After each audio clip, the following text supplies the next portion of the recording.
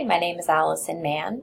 Thank you for joining me. I'm an RN and a DNP student at Gonzaga University. I currently work as a charge nurse at an inpatient psychiatric evaluation and treatment facility in Tacoma, Washington. And the policy I've chosen to analyze is the Washington Administrative Code on the Use of Seclusion and Restraints, which became permanent rule in 2005 and was revised in 2018. I'm interested in this policy because I work in a mental health setting that uses these techniques, and we had a number of incidences in the month of May. I saw firsthand the emotional distress that these techniques can cause both patients and staff, as well as physical injuries.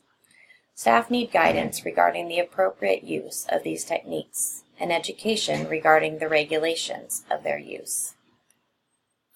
The policy was prompted due to media reports of poor regulation, inconsistent use, serious physical injuries, psychological trauma, and even death related to the use of seclusion and restraints for both patients and staff.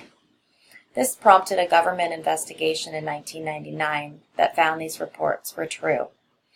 This realization led to the reevaluation of regulations regarding the use of seclusion and restraints.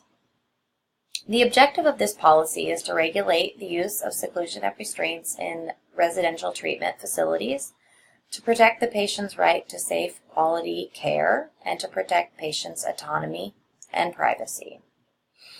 This relates to my DNP project because I would like to create an evidence-based program to reduce the use of seclusion and restraints in a mental health setting in order to improve patient outcomes and create a therapeutic environment. Some key elements of this policy are that facilities must inform patients of their policies regarding the use of these techniques upon admission.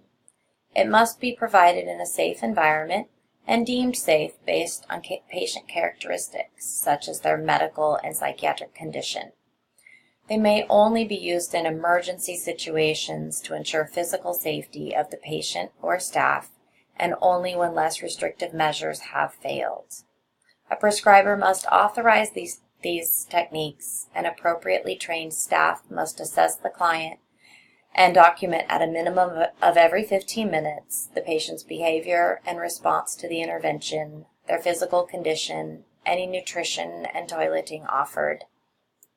So in conclusion, while there may be times that these techniques are absolutely necessary, any staff person involved in the application of seclusion and restraints must inform themselves regarding the policies and procedures at an institutional and governmental level that pertain to their use. Thank you so much.